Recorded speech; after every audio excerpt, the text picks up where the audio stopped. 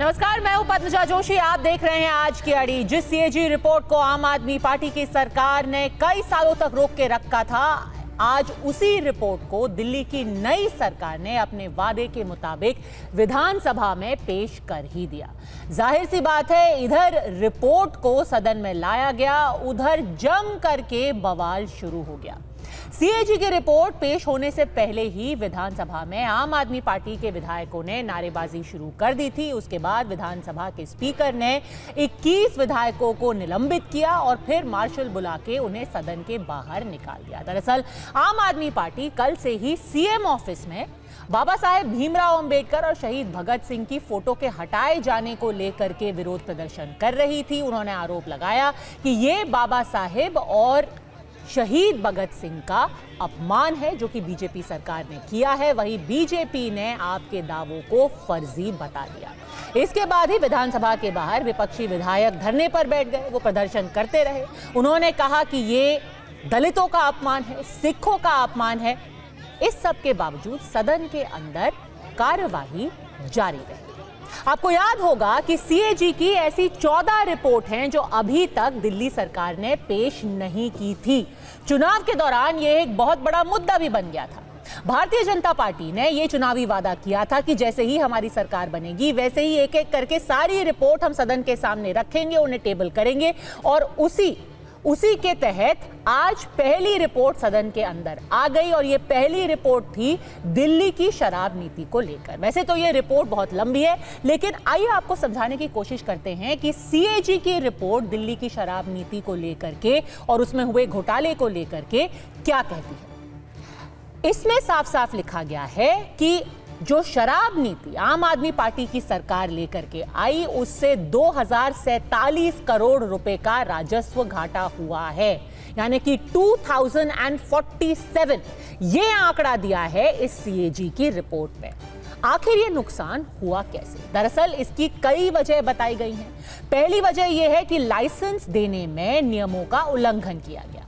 फिर शराब की कीमत, किस तरीके से कीमत लगाई गई, उसमें कोई भी ट्रांसपेरेंसी नहीं थी, यानी कि पारदर्शिता का अभाव था। अपने मन के हिसाब से, जैसे ही लाइसेंस जिसको मिला, अपने मन मुताबिक उसका रेट लगा करके उसे बाजार में बेचना शुरू कर दिया। और सबसे चौंकाने वाली बात यह है कि यह रिपोर्ट यह भी कहती है कि जो टेस्टिंग कंट्रोल की प्रक्रिया थी, यानी कि किस क्वालिटी की शराब बाजार में बेची जा रही है, उसको टेस्ट करना अनिवार्य था। वो टेस्टिंग भी ढंग से नहीं की गई। उसमें भी कई कमियां इस सीएजी रिपोर्ट में पाई गई हैं। शराब नीति तैयार करने में जो एक्सपर्ट कमेटी थी, उसने कुछ सिफारिशें दी थी।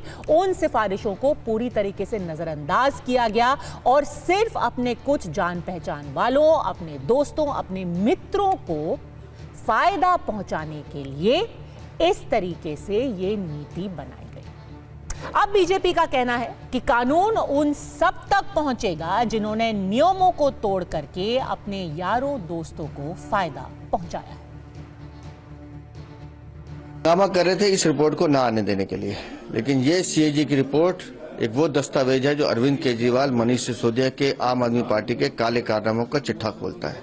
ये सीएजी रिपोर्ट बताती है कि कैसे आम आदमी पार्टी ने पूरी दिल्ली की जनता को लूटने का काम किया, हजारों करोड़ की चोरी और दलाली और कमीशन खाने का काम किया है।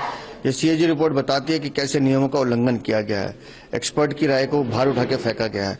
जहां 2 दुकानें एक आदमी को मिलनी चाहिए थी, वहां 54 दुकानें तक दी गई हैं।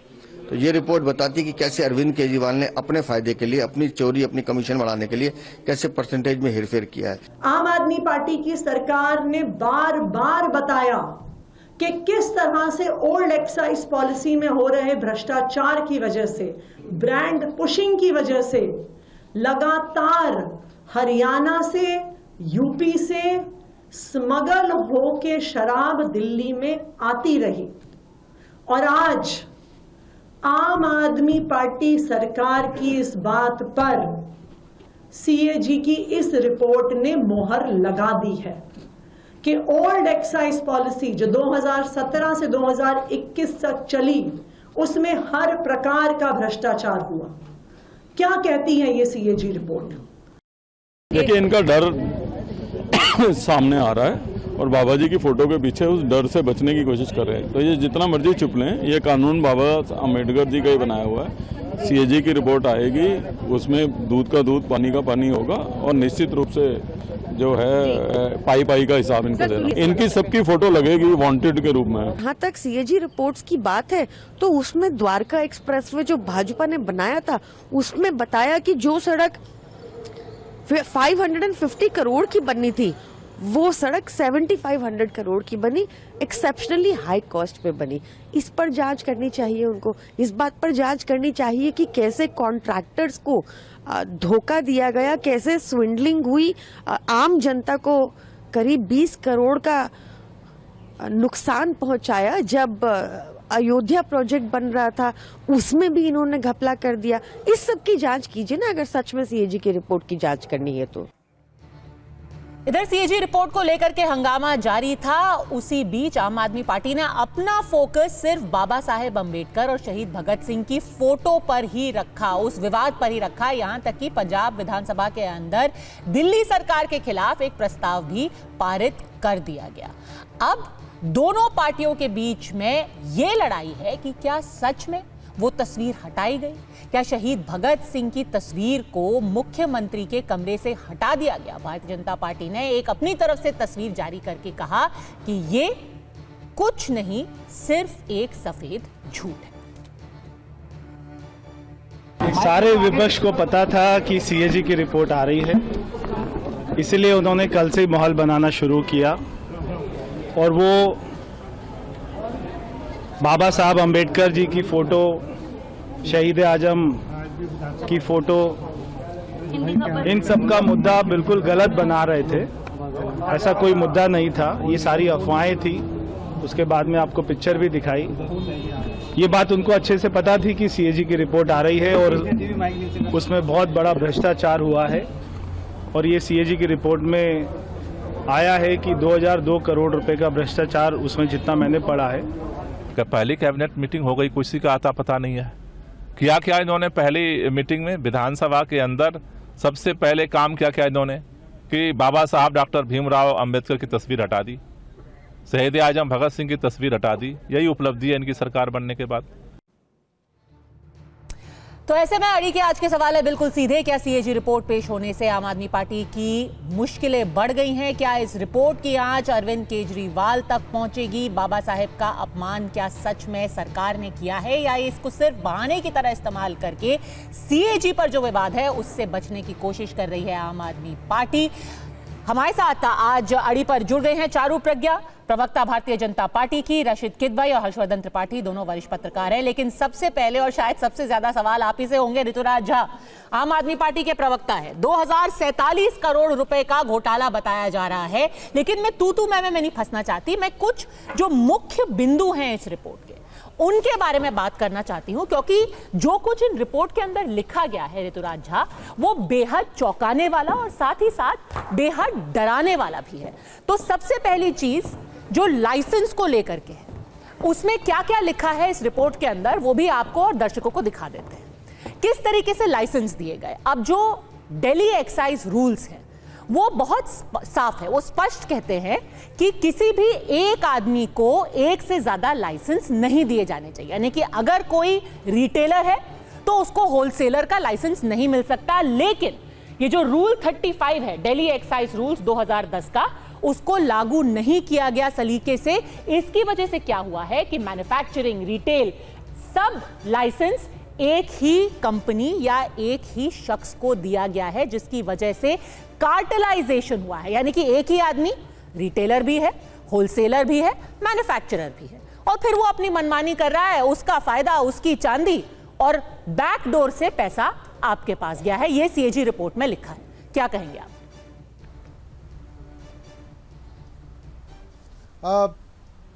जी, सीएजी रिपोर्ट जो आज आई है 2017 से लेकर के 2021 तक की सीएजी रिपोर्ट आई है।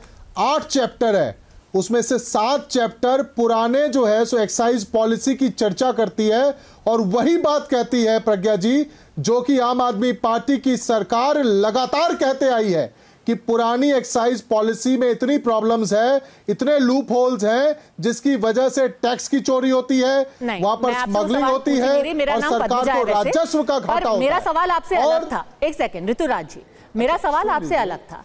आपने जो पॉलिसी लाई है, आपकी सरकार ने जो पॉलिसी बनाई है, उसके मुताबिक 3 ऐसी कंपनी है जिनमें एक ब्रिंदको भी है, जिनको सारे लाइसेंसेस दिए गए हैं क्योंकि उन्होंने आपको किकबैक्स दिए हैं और ये सीएजी रिपोर्ट में लिखा है। अब आप दिल्ली एक्साइज रूल साफ साफ कहते हैं एक कंपनी को, एक आदमी को एक से ज्यादा लाइसेंस नहीं मिल सकते। आपने ये दिया। अब आप बात तो सुनिए पूरी। आप जी, सीएजी रिपोर्ट में कहां लिखा हुआ है किकबैक दिया गया? आप पूरी बात नहीं सुनेंगे और बीच बीच में बोलेंगे तो फिर बात खराब हो जाएगी। मैं आपसे एक बात कह रहा हूं कि यही सीएजी की रिपोर्ट, जिसमें 7 चैप्टर एक्साइज पॉलिसी पुराने की बात कर रहा है और 8वां चैप्टर नई एक्साइज पॉलिसी की बात कर रहा है, साफ साफ कह रहा है कि राजस्व के मामले में जो पुराना एक्साइज पॉलिसी है, जिसमें से 4000 करोड़ रुपया जो है सो दिल्ली सरकार को मिलता था, और नए एक्साइज पॉलिसी के मुताबिक 8900 करोड़ रुपया प्रोजेक्टेड था, क्योंकि पुअर इंप्लीमेंटेशन हुआ, जिसकी वजह से 2000 करोड़ का राजस्व घाटा हुआ। लेकिन आप एक चीज समझिए कि पुराने एक्साइज पॉलिसी में जहां 4000 करोड़ मिल रहा था, वहां 6000 करोड़ मिला, लेकिन 2000 करोड़ और मिल सकता था। वो इसलिए नहीं मिला क्योंकि पुअर इंप्लीमेंटेशन हुआ। That is because lieutenant governor ने इंटरफेयर किया, सीबीआई ईडी ने केस किया और पूरे के पूरे पॉलिसी को डिस्टर्ब करने का काम किया। सेम एक्साइज पॉलिसी पंजाब में चल रहा है, मैं आपको बताऊं। और पंजाब के अंदर में, पंजाब में 2022 में एक्साइज पॉलिसी इंप्लीमेंट हुआ और सेम एक्साइज पॉलिसी 6000, पुराना पॉलिसी में 6058 करोड़ रुपया जहां एक्साइज जो है सो रेवेन्यू मिलता था, वहां 65% का वृद्धि हुआ और 10,146 करोड़ 2024 के एक्साइज में मिला है। ऋतुराज जी, अब मैं आपको रोकूंगी क्योंकि आप जो है इतनी लंबी रिपोर्ट है ना, अब प्रॉब्लम ये है कि इतनी लंबी रिपोर्ट है, ज्यादातर लोगों ने पढ़ी नहीं है, तो आप इतने सारे आंकड़े टीवी पर फेंकेंगे कि लोग कंफ्यूज हो जाएंगे। मैं तो आपसे वो सवाल पूछ ही नहीं रही, मैं तो 8वें चैप्टर की बात कर रही हूँ। मैं सीधा 8वें चैप्टर की बात कर रही हूँ, जो कि मैं पढ़ करके आई हूँ और उसमें से मैं कोट करके, मैंने पढ़ी है, मैंने पूरी रिपोर्ट पढ़ी है सर, और उसमें से पढ़ करके आपसे मैं पूछ रही हूँ सवाल। ये मैं कोई एग्जीक्यूटिव समरी पढ़ के सवाल नहीं पूछ रही, मैं पूरी रिपोर्ट पढ़ करके बहुत जिम्मेदारी से आपसे सवाल पूछ रही हूँ। सीएजी की रिपोर्ट, लाइसेंस की बात कर रही हूँ, ये सीएजी की रिपोर्ट साबित करती है। सीएजी की रिपोर्ट लाइसेंस को लेकर के मैं आपसे सीधा सवाल पूछ रही हूं। और ऋतुराज जी, आपने पंजाब का जिक्र किया ना, एक छोटी सी आपको 2022 की रिपोर्ट दिखा देती हूं, क्योंकि आप पंजाब को लेकर के आए इस डिबेट में। दिलचस्प बात यह है कि 2022 में जब पंजाब में आपने ये एक्साइज पॉलिसी लागू की ना दिल्ली की तर्ज पे, तो देखिए ये है कांग्रेस का डेलीगेशन, वो पहुंचे गवर्नर बनवारी लाल पुरोहित पे, बीजेपी नहीं, कांग्रेस का डेलीगेशन गया राज्यपाल के पास और कहा कि जो पंजाब में आप एक्साइज पॉलिसी लाए हैं ना, उसमें ईडी का इन्वेस्टिगेशन होना चाहिए। ईडी की जांच की मांग की है आपकी पंजाब की लिकर पॉलिसी, जो बिल्कुल दिल्ली जैसी है, और ये मांग कांग्रेस ने उठाई है। ये है वो रिपोर्ट 2022 की, कांग्रेस का डेलीगेशन। आप एक बात बताओ, वो सुन तो लो, आप सुन तो लो, आप राष्ट्रीय चैनल चला रहे हो, सुन लीजिए। आप क्या मांग लेकर गए वो इंपॉर्टेंट नहीं है, इंपॉर्टेंट ये है कि पंजाब में एक्साइज पॉलिसी जो इंप्लीमेंट की गई, उसमें 65% ज्यादा पैसा मिला है सरकार को। कांग्रेस कह रहा है आप घोटाला कर रहे हैं, कांग्रेस कह रही है वृद्धि हुई है, पंजाब में भी दिल्ली जैसा घोटाला किया है। अरे तो पंजाब में तो पॉलिसी चल रही है, पंजाब में तो पॉलिसी चल रही है और 65% की राजस्व की वृद्धि हुई है। अच्छा, आप सोचिए कि इससे ज्यादा अच्छी पॉलिसी तो पूरे देश में आज तक बनी नहीं है एक्साइज के मामले में। ठीक है, जहां पर अभी ईडी के जांच की मांग हो रही है, बढ़ रहा है, जब जांच होगी तो पता चल जाएगा कि कौन सी पॉलिसी सबसे अच्छी है। आप ठीक है, तो जांच करो ना, तो जांच इस बात की होनी चाहिए कि 2000 करोड़ का राजस्व जो ज्यादा मिल सकता था, वो लेफ्टिनेंट गवर्नर ईडी सीबीआई के इंटरफेरेंस की वजह से क्यों नहीं मिल पाया पूरा। ठीक है, अब मैं फिर से जो मैंने पहला सवाल पूछा था, क्योंकि मैं डिबेट में बाकी लोगों को भी लाना चाहती हूँ कि अडानी ने 20,000 करोड़ का नहीं नुकसान देखिए, किया एक्सचेकर का। आप अडानी भी ले आएंगे, आप 7 चैप्टर की बात करेंगे। मेरा सवाल शुरू से लेके आखिर तक, क्योंकि डोनाल्ड ट्रंप बहुत ही, अब डोनाल्ड ट्रंप भी ले आया, नोटिस सर्व करने के लिए मोदी जी की मदद की जरूरत पड़ रही है। अब देखिए अगला कदम होगा, अब आप कुछ संघ की भी बात करेंगे, अच्छे से पढ़िए, क्योंकि जब कुछ भी आर्गुमेंट नहीं होता है, पहला कदम होता है अडानी की बात करना, फिर होता है डोनाल्ड ट्रंप की बात करना, फिर आप कुछ कह देंगे कि ये संघ की साजिश है। पर मैं फिर से आपसे वही सवाल पूछूंगी, क्या ये बात सच है मैं तो कि किसी की एक साजिश ही नहीं कर रहा हूं, मैं तो कह रहा हूं कि एक से ज्यादा लाइसेंस दिए गए, साबित कर दिया। क्या एक ही कंपनी को एक से ज्यादा लाइसेंस दिए गए, हाँ या ना? मुझे आप एक बात बताइए, क्या सरकार का काम है शराब बेचना? सर, मार्केट का काम है शराब बेचना। एक पॉलिसी लेकर के आए, और सुन तो लो, आप पहले बात ही नहीं सुन रहे हो, आपने रिपोर्ट ही नहीं पढ़ी है पूरी। सर मैंने पूरी जब मैं आपसे कह रहा हूं कि 8 चैप्टर में अभी से आगे 7 आपको और कोट चैप्टर, करके बताऊंगी। नहीं सुन लीजिए आप, अगर आप पूरा पढ़े होते तो आप ये बात नहीं कर रहे होते। 8 चैप्टर में से 7 चैप्टर पुराने एक्साइज पॉलिसी की बात कर रहा है, 2017 से 21 की बात कर रहा है, और साफ साफ सीएजी कह रहा है इस बात का कि इस पॉलिसी के अंदर इतना लूप होल है जिसमें टैक्स की चोरी हो रही है। शराब की बोतलों के ऊपर में जिस तरीके से टैक्स लगाया जा रहा है, हाँ। उसके अंदर स्मगलिंग हो रही है। हाँ। इतने सारे लूप होल्स हैं जिसकी वजह से मात्र 4000 करोड़ का राजस्व दिल्ली की सरकार को मिलता है। लेकिन नई टैक्स पॉलिसी जो है, नया एक्साइज पॉलिसी जो है, ये ट्रांसपेरेंट है, स्मगलिंग को रोकने वाला पॉलिसी है। उलट बोला है सीएजी रिपोर्ट ने कि बिल्कुल भी ट्रांसपेरेंट नहीं। 8,900 करोड़ 8,900 करोड़ का राजस्व मिलता, लेकिन पुअर इंप्लीमेंटेशन की वजह से 2000 करोड़ का घाटा हुआ है, क्योंकि इन्होंने ठीक से इसको एक बार सिलसिलेवार तरीके से समझ लेते हैं। चारू प्रज्ञा, आम आदमी पार्टी अपने बचाव में कह रही है, राज्य में आम आदमी पार्टी अपने बचाव में कह रही है कि आप सिर्फ 2018 से 21 वाला जो पीरियड है उसी को क्यों देख रहे हैं? आप वो देखिए जो आपने पॉलिसी लाई थी। सीएजी की रिपोर्ट कह रही है कि वो इससे ज्यादा खराब थी, कम से कम इनकी पॉलिसी आप वाली से बेहतर थी। और वहां भी घाटा इसलिए नहीं हुआ क्योंकि उनकी कोई गलती थी, वहां घाटा इसलिए हुआ कि आपने काम नहीं करने दिया, एलजी ने काम नहीं करने दिया। पद्मजा जी नमस्ते। आंकड़ों पर मैं बाद में आती हूं, पहले ऑप्टिक्स डिस्कस करते हैं। पहला ऑप्टिक जो बहुत महत्वपूर्ण है, आपने 2017-18 से लेकर आज तक सीएजी रिपोर्ट विधानसभा में टेबल नहीं करी। आपने क्यों नहीं टेबल करी? आप क्या छुपा रहे थे? 14 रिपोर्ट है ऐसी। दूसरा ऑप्टिक, जब इन रिपोर्ट्स को टेबल करने की बारी आई तो कितना हल्ला मचाया। आपने देखा विधानसभा चलने नहीं दिया गया, 21 विधायकों को स्पीकर साहब को बाहर करना पड़ गया। दूसरा ऑप्टिक बहुत महत्वपूर्ण है। अब हम आते हैं तथ्यों पर, बातों पर।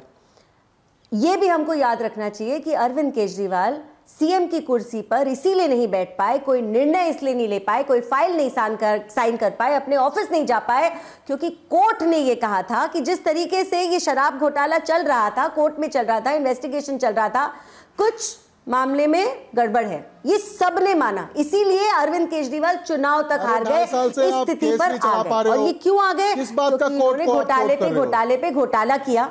देखिए ऋतुराज, आप बहुत देर बोले हैं। पद्मजा, आपका शो शुरू हुए 20 मिनट हो गए। 20 मिनट में मैंने नहीं ऋतुराज जी अभी मिस कर रहे हैं ना, आज वो असेंबली में नहीं थे, तो नारेबाजी असेंबली के अंदर छूट गई, वो थोड़ा उसकी भरपाई यहाँ पे कर रहे हैं। पर ऋतुराज जी थोड़ा सा टाइम दे दीजिए, थोड़ा सा टाइम दे दीजिए, ओपनिंग कमेंट तो करने दें, आपके पास वापस आ रही है। ठीक है, पर 2.5 साल से केस नहीं चला पा रहे हैं आप, किस बात का घोटाला आपका, और क्या कोर्ट करने की कोशिश कर रहे हो कोर्ट को? ये मेरा तरीका नहीं है डिबेट का। आपने झूठे केस बनाए, पद्मजा आपने झूठा केस बना करके किसी को भी अंदर कर दो। अगर आप ड्रामा तमाशा कर ऋतुराज एक एक करके आपने जो सवाल पूछा है, मैटर इज सब जुडिस। हाँ, मैटर इज सब जुडिस, सब जुडिस मैटर को बीच में मत लाइए। पर अब हमें डिबेट तो सब जुडिस मैटर को डू नॉट ब्रिंग। तो 2.5 साल से चला ही नहीं पा रहे हो, हम तो सीएजी 2.5 साल से केस नहीं चला पा रहे हो, किस बात का केस है?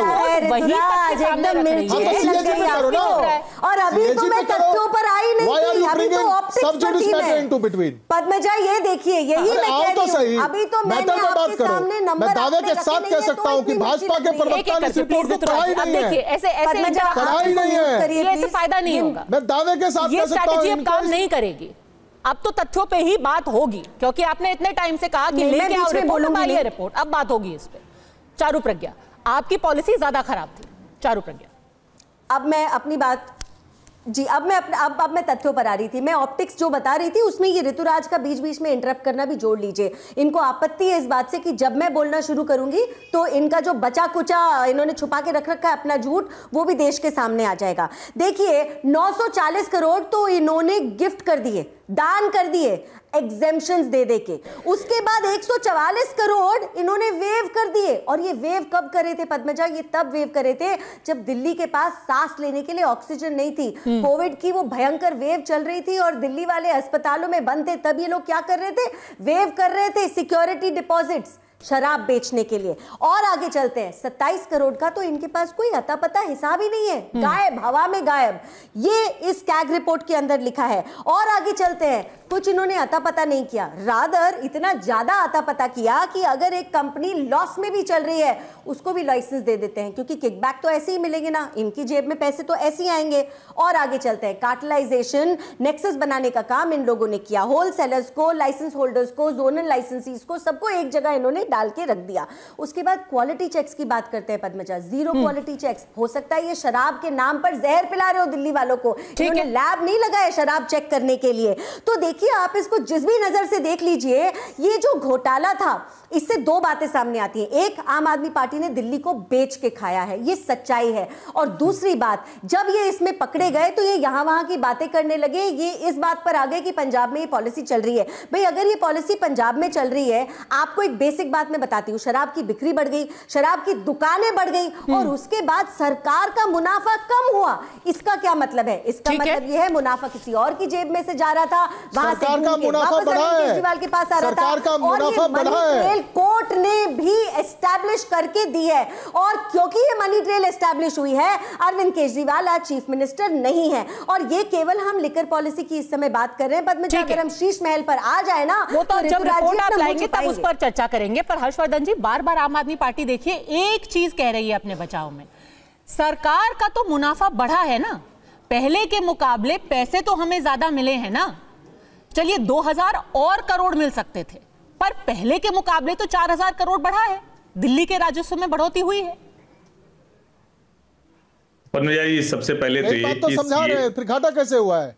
अरे सर, आप ही का सवाल पूछ रही हूं हर्षवर्धन जी, मुनाफा तो हुआ है सरकार का। ये सबसे पहले तो ये कि सीएजी रिपोर्ट में कुछ भी ऐसा नहीं कहा गया है जो पहले से चल रही चर्चा, अरविंद केजरीवाल, मनीष सिसोदिया के ऊपर लगे गंभीर आरोपों के आधार पर चल रही न्यायिक प्रक्रिया, उससे कुछ अलग हो। 2000 करोड़ का घाटा इसलिए कहा गया क्योंकि 2000 करोड़ रुपए और कमाए जा सकते थे, ये एक बात है। लेकिन अरविंद केजरीवाल ने शराब की दुकानों को दिल्ली की गली गली में खोला।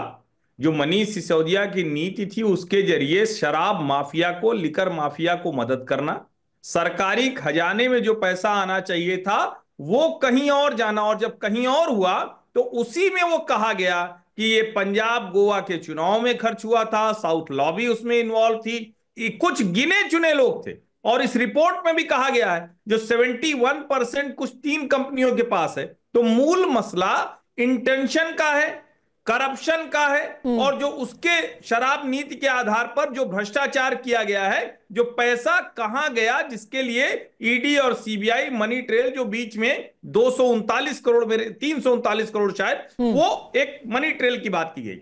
अब मूल बात क्या है?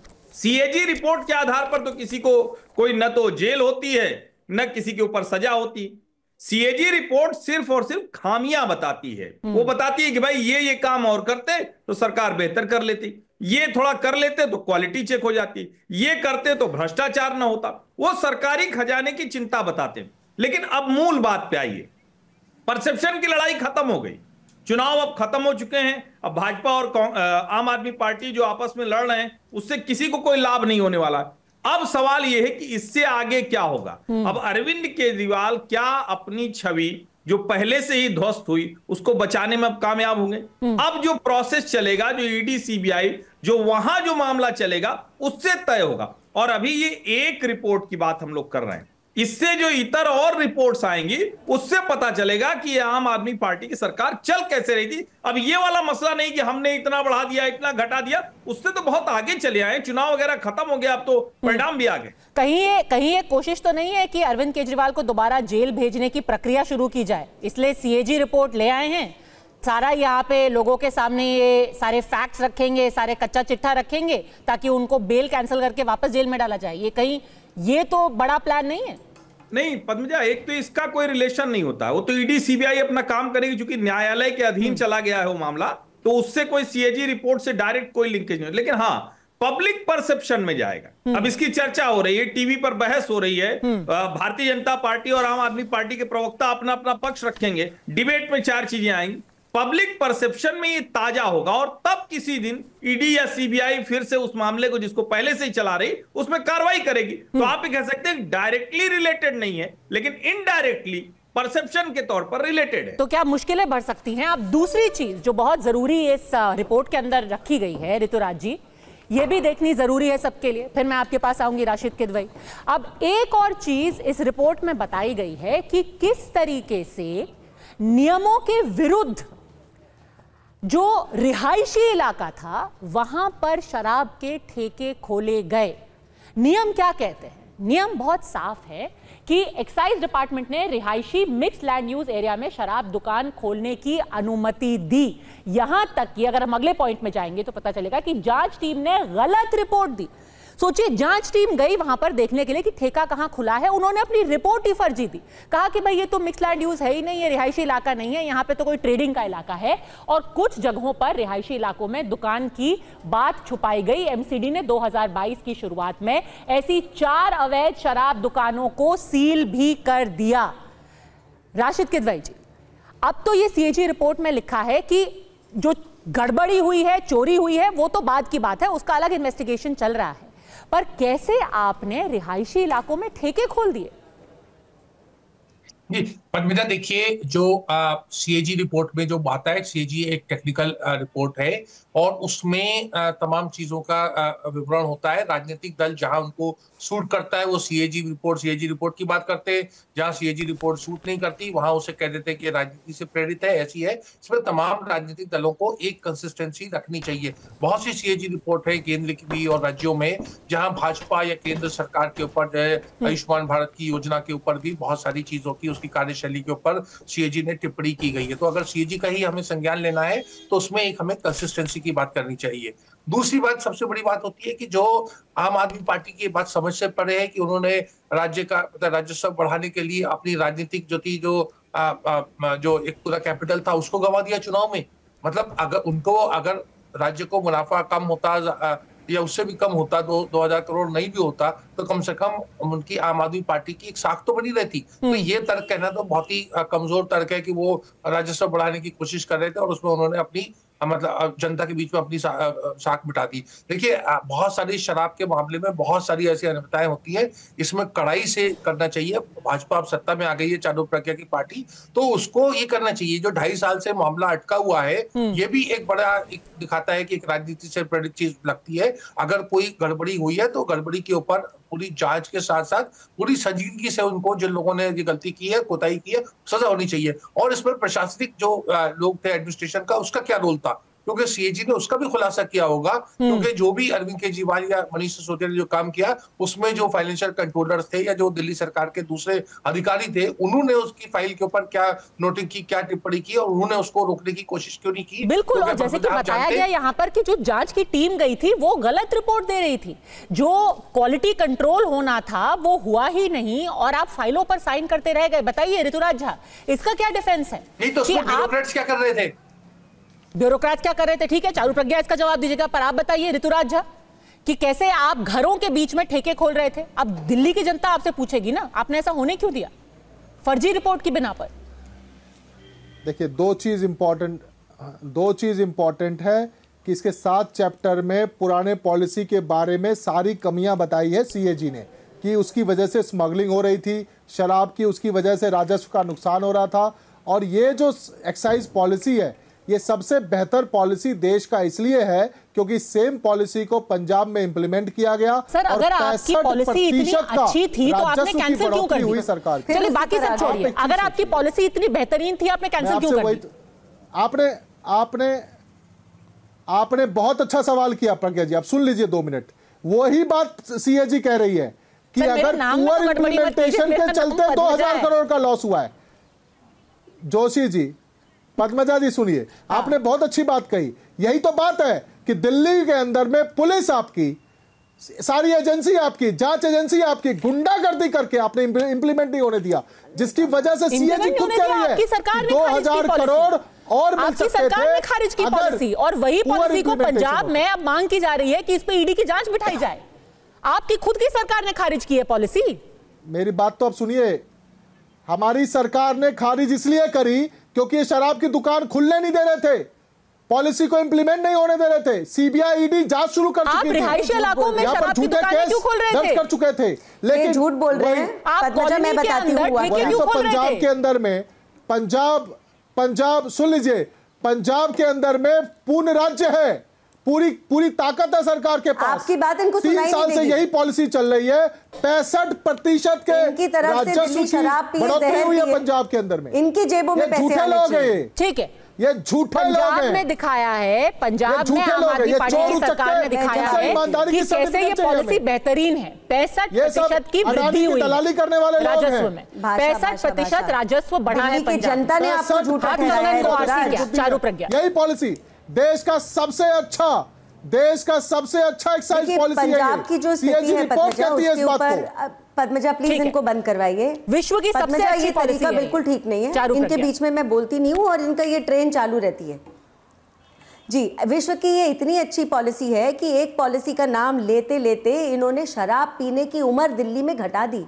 बच्चों को शराब मिल रही थी, अस्पताल के पास शराब मिल रही थी, स्कूल के पास शराब मिल रही थी, घर के बाजू में शराब मिल रही थी। ये झूठ बोल रहे हैं। बगल में हरियाणा में दुगनी से भी ज्यादा हो चुकी है। शराब की दुकानें दुगनी से भी ज्यादा हो चुकी है, लेकिन सरकार के पास पैसा नहीं आ रहा, एक्सचेकर के पास पैसा नहीं आ रहा। ये नहीं, वो कह रहे हैं आ रहा क्या है मुझे मालूम नहीं। 65% ज्यादा पैसा आ रहा है कि इन्होंने पंजाब में, जहां कोई रोक मैं आगे बताती हूं, जहां एलजी बीच में नहीं आ रहे थे, 65% बढ़ गया। रिपोर्ट यूपी में 21 साल है। देखिए, क्योंकि पंजाब में ऋतुराज बीच में इस बार अगर आप बोलेंगे ना तो मैं इसको अब छोड़ूंगी नहीं, ठीक है ना। देखिए, पंजाब की स्थिति पद्मजा आज क्या है, आप शराब की बात कर लो, आप ड्रग्स की बात कर लो, आप बम की बात कर लो, बंदूक की बात कर लो, सब कुछ बह ही रहा है जी पंजाब में। क्या है नहीं, मैं आपको बताती हूँ। ये है नहीं कि पगार के पैसे नहीं है, सैलरी देने के लिए पैसे नहीं है अपने स्कूल, अपने पुलिस वालों को। इनके पास इतने बिजली नहीं है कि किसानों को बिजली मिल जाए। ये सिचुएशन है पंजाब की। तो इसके ऊपर हम एक दूसरा डिबेट करेंगे। दिल्ली पर आते हैं, जो मैं आपको इनकी बहुत महत्वपूर्ण बात बता रही थी। आप लोग दे रहे क्या सैलरी? इन्होंने ऐसे बनाई बोलते हैं रास्ते चल रहे बैठ के। 2.5 महीने से पुलिस वालों को सैलरी नहीं मिली है ऋतुराज, पंजाब जाके पता कर लीजिए, ठीक है ना। आपको पता नहीं होगा कुछ। और अब के बीच में बोले पद्मजा, आप लोग सैलरी दे रहे हैं। You have to make this man quiet right now. Sir बीच में नहीं, प्लीज एक कर। Padmaja, I am not going to speak, either you moderate this और ये पंजाब पुलिस को सैलरी मिल रही नहीं मिल रही, आपका काम है ये। अरे आप चिल्लाएं पंजाब तो हम ताली बजाएं, और हम आपको पंजाब की असलियत बताएं तो फिर से आपको मिर्ची लग जाए। अरे अच्छा, आपके विषय में पंजाब आता है, हमारे विषय में नहीं आता। ठीक, क्यों नहीं आता भाई? ठीक है, बात पूरी कीजिए। Padmaja please, I request you to intervene again. मैं अपनी बात ये बताना चाह रही थी, जब ये लिकर पॉलिसी ड्राफ्ट हुई, आपको पता है ये ड्राइंग रूम में बैठ के ड्राफ्ट हुई है। मनीष सिसोदिया ने जिस तरीके से इसको पूरा का पूरा कैलकुलेट करके बनाया, अपने दोस्तों के साथ बैठकर कैलकुलेट करके बनाया, इन्होंने कैबिनेट से भी अप्रूवल पोस्ट फैक्टो लिया। पहले पॉलिसी पास कर दी, उसके बाद कैबिनेट के पास अप्रूवल के लिए भेजा। भैया आप इतने भले सच्चे लोग थे तो इतना झूठ बोलने की क्या जरूरत थी? अच्छा, और बार बार हम आपसे एक बात पूछ रहे हैं, जो लॉस मेकिंग कंपनीज थी उनको क्यों आप वापस ले आए हो? एक ही कंपनी को बार बार दोबारा लाइसेंस आप क्यों देते जा रहे हो? आपने कभी ये तक चेक करने की जरूरत नहीं समझी कि ये शराब के नाम पर बेच क्या रहे हैं? ये आपने दिल्ली की स्थिति कर दी, और जैसे ही मांग करी गई इन्वेस्टिगेशन की, आपने दुब के पैर चोरों की तरह यू टर्न मारा और इस लिकर पॉलिसी को वापस ले लिया। क्या वजह थी? दुकानें तो आपने खोल दी थी, शराब की बिक्री आपने बढ़ा दी थी, आपने प्रॉफिट मार्जिन बढ़ा दिए थे, अपने दोस्तों के प्रॉफिट मार्जिन बढ़ा दिए थे, सरकार के नहीं। और उसके बावजूद आप यहां टीवी पे बैठ के अभी भी झूठ पेडल कर रहे हो। किस तरीके के इंसान हो आप? दिल्ली को बेचने के बाद भी आपको चैन नहीं मिला।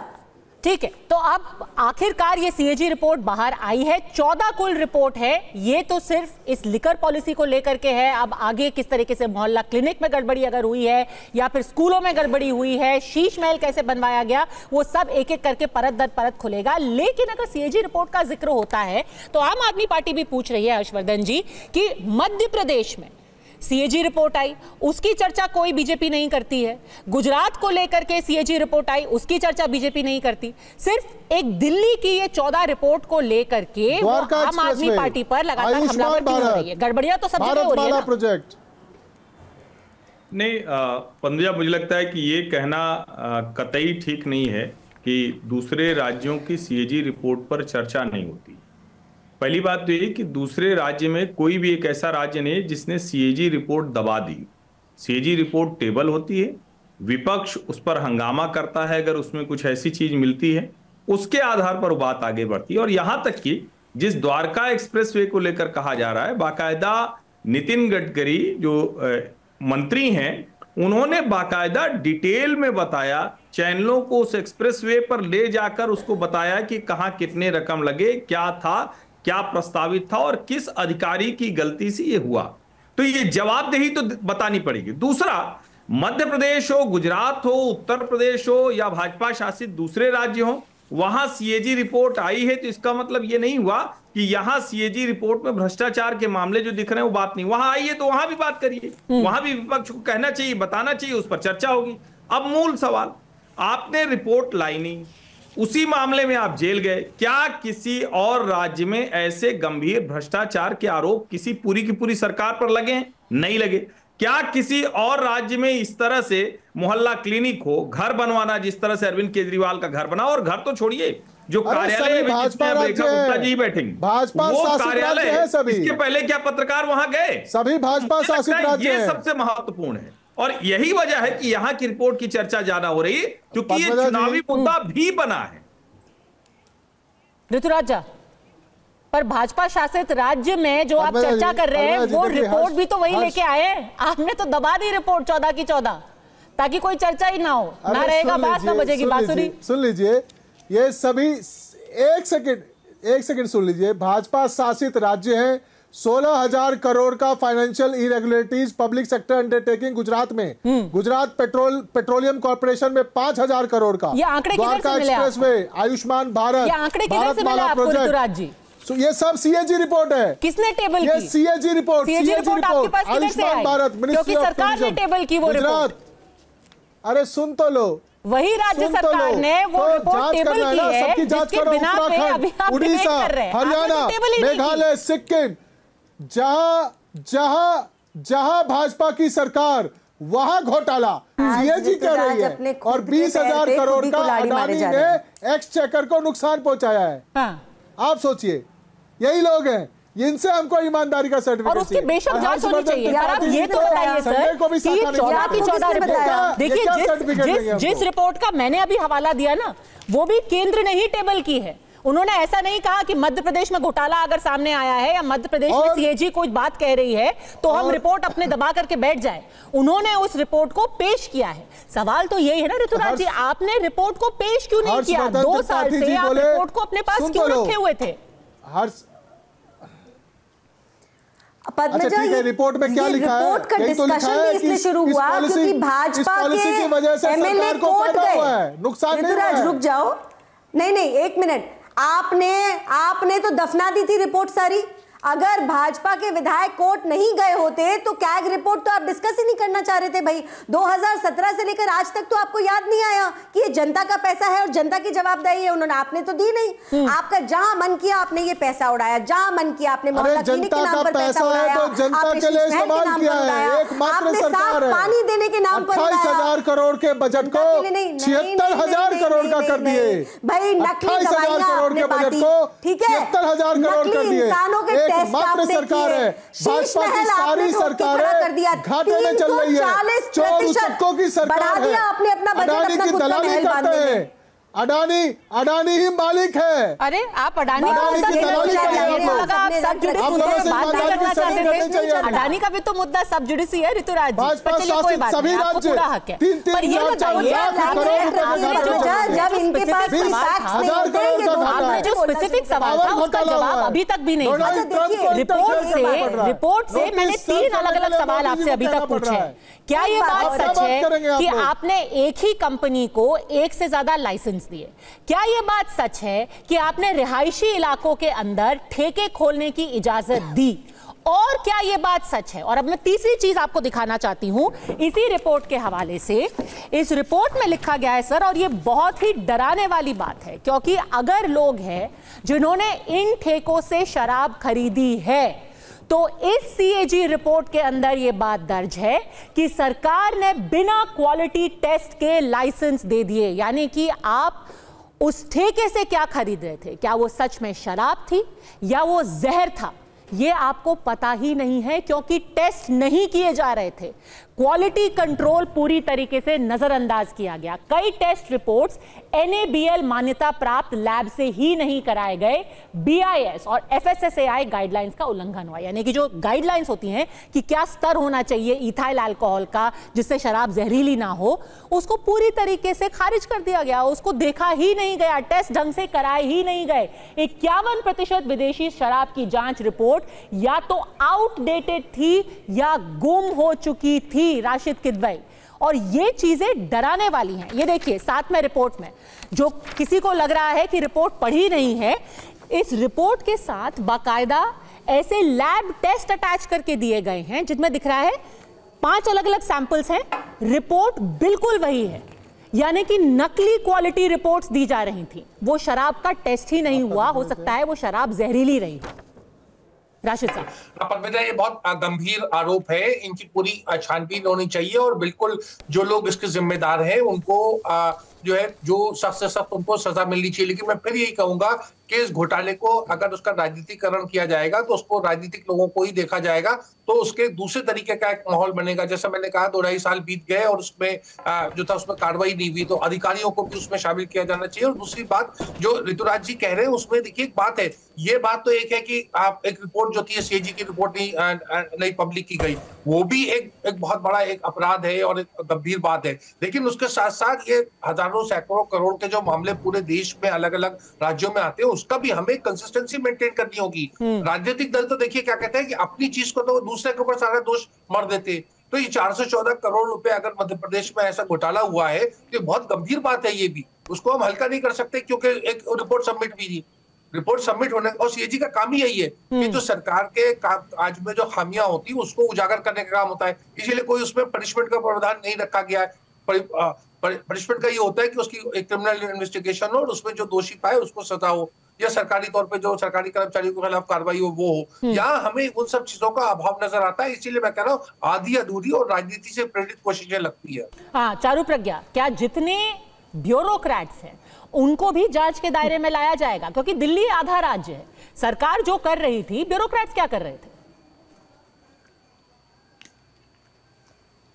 देखिए सच्चाई ये है दिल्ली की कि ये जितनी सारी हरकतें हुई हैं ना पद्मजा, ये एलजी साहब को बाईपास करके हुई हैं। ये लिकर पॉलिसी भी, जो शराब का भी जो घोटाला हुआ है, ये हुआ ही इसीलिए क्योंकि ना ही आपने कमिटी का एडवाइस माना, ना ही आप अपने कैबिनेट के पास पहले गए लिकर पॉलिसी पास करने के, और ना ही आप एलजी साहब के पास गए। तो ये आपने ये सोचा कि अब आप क्योंकि अपने आप को दिल्ली का मालिक कहने लगे हैं, आपने सच में अपने आप को दिल्ली का मालिक मान के ये सब कुछ घोटाला कर डाला। अच्छा, एक बात और है, कोर्ट के अंदर नहीं इसके खिलाफ ऋतुराज बीच में बोलने लग गए। नहीं, वो कह रहे हमने कोई बाईपास नहीं किया, सबको पता था, एलजी को पता था। ऋतुराज साइन किया है, एलजी ने अप्रूव किया है। नहीं, एलजी ने पॉलिसी अप्रूव किया है। ये नहीं, अभी के एलजी ने नहीं, इनसे पहले जो थे उन्होंने साइन किया हुआ। सब इन्होंने सब कुछ पोस्ट फैक्टो किया है। एलजी नहीं, सक्सेना जी ने साइन नहीं किया, उनके पहले जो एलजी थे उनके साइन थे। उन्होंने साइन किया, उसके बगैर हो ही नहीं सकता अप्रूव। मैं बोलूं वापस, पॉलिसी अप्रूव नहीं हो सकता।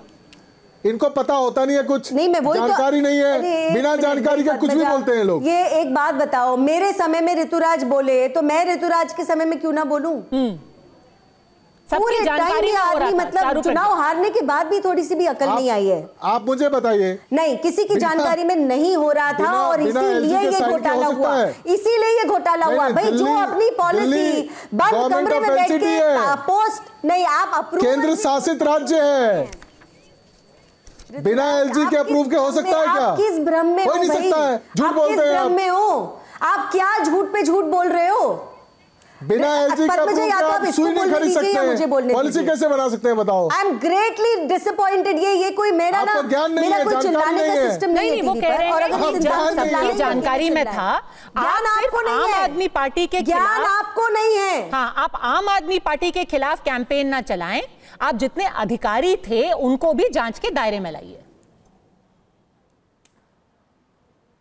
और बिल्कुल ऐसा होना चाहिए, लेकिन जिन अधिकारियों के ऊपर ये लोग ही दबाव बनाकर चल रहे थे, पद्मजा एक घोटाला नहीं हुआ है। हम अभी शराब के बारे में बात कर रहे हैं, लेकिन ऋतुराज अभी जब बहरे हो गए थे तो मैं यही कह रही थी, दवाई आपने नकली बेची, टेस्ट आपने नकली किए, पानी आपने दिल्ली वालों को देने के नाम पर टैंकर माफिया की जेबें भरी, आपने दिल्ली की सड़कें ठीक करने के नाम पर, सीवेज साफ करने के नाम पर फिर से अपनी जेबें भरी और दिल्ली को अलग डुबा दिया।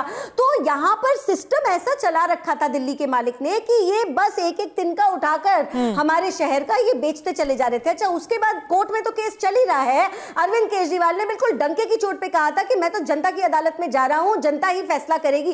भाई अब तो जनता ने भी फैसला कर लिया, कोर्ट ने तो पहले कर ही लिया था ये फैसला कि एवरीथिंग लुक्स वेरी सस्पिशियस, तो इसीलिए आप कोई निर्णय नहीं ले सकते, तो आपको सीएम बदलना पड़ गया। ये सिस्टम आ गया था आपका कि आपको सीएम इसलिए बदलना पड़ा क्योंकि आपका सिटिंग मुख्यमंत्री अपने ऑफिस ही नहीं जा सकता था, एक फाइल नहीं साइन कर सकता था, एक निर्णय नहीं ले सकता था। उसके बाद जनता ने भी यही निर्णय ले लिया, जनता ने भी आपको उखाड़ के बाहर फेंका और आपकी 2.5 साल से केस काहे नहीं चला पा रहे हो? केजरीवाल की हार से हुई, उसके बाद भी आप यहाँ बैठकर झूठ फैलाए जा रहे हो। अरे हार और जीत होती रहती है राजनीति में। इन्वेस्टिगेटिव एजेंसीज केस चला रही है, कोर्ट सुन रहे हैं। ऋतुराज जी सुनिए, आपकी हार ही हार होगी अब ऋतुराज जी, इंतजार करिए। हार और जीत होती रहे, सुनिए, हार और जीत होती रहती है राजनीति में, लेकिन सबसे ज्यादा मुझे दुख इस बात का है कि कोई भी आपके जैसा परमानेंटली बीच में बोलने वाला इंसान मैंने और कोई नहीं देखा। अरे सुन लो 2 मिनट सुन लो। जो बोलती है कि घर के पड़ोस में शराब का ठेका खोल दो, कोई पॉलिसी लागू नहीं होती है जो कहती है कि कोई लागू नहीं होती है। अब आप बीच में बोल रहे हैं, पॉलिसी है जो कहते हैं बीच में शराब आखिरी कमेंट, क्या ये सिर्फ इस पे राजनीति में रह जाएगी या फिर अधिकारियों के खिलाफ भी एक्शन होगा? जिन और लोगों को पता था कि क्या गड़बड़ी चल रही है उनके खिलाफ भी एक्शन होगा। और यहाँ सिर्फ घोटाले की बात नहीं, अब तो ये पता चल रहा है कि लोगों को शायद शराब के नाम पर जहर परोसा गया। इसके लिए तो और अलग केस होना चाहिए। देखिए पद्मजा, सबसे पहले तो ये सवाल जो आपने पूछा है ना, बड़ा महत्वपूर्ण है। अधिकारियों के भी नाम है एफआईआर में। हम लोग इस बेसिक फैक्ट के साथ बात शुरू करें, जो एफआईआर रजिस्टर हुई है उसमें अधिकारियों के भी नाम है। ऐसा थोड़ी ना है कि आप अधिकारी छूट जाएगा और सिर्फ नेता पकड़े जाएंगे। बाकायदा जो एफआईआर है उसमें आप नाम देखेंगे तो अधिकारी हैं, मनीष सिसोदिया हैं, इनके साथ के लोग हैं, जो वेंडर हैं वो हैं, जो अप्रूवर बन गए वो हैं, तो ढेर सारे लोग हैं। मैं इसीलिए कह रहा हूं कि बार बार घुमाने की कोशिश अब होगी। अब आम आदमी पार्टी को ये लगता है कि इस रिपोर्ट के आधार पर, और ये हर कोई जानता है कि कोई इन्वेस्टिगेटिव एजेंसी नहीं है ये सीएजी सिर्फ कुछ फैक्ट डालती है सामने कि ये यहां गड़बड़ हो सकती है, यहां ये गड़बड़ी की वजह से कुछ जो फाइनेंशियल लॉस है, रेवेन्यू लॉस है वो हुआ है, और वो बहुत साफ साफ नजर आ रहा है। अब मुझे लगता है इसके बाद जब कानून के दायरे में ये प्रक्रिया शुरू होगी तब समझ में आएगा कि कौन कितने पानी में खड़ा है। अभी तो फिलहाल आम आदमी पार्टी और केजरीवाल बुरी तरह से फंसते नजर आ रहे हैं। अब इसका क्या असर होगा? क्या अरविंद केजरीवाल की और मुश्किलें बढ़ सकती हैं? क्या इससे बचने के लिए वो पंजाब का रुख कर सकते हैं? आने वाले दिनों की राजनीति बेहद अहम और दिलचस्प रहेगी।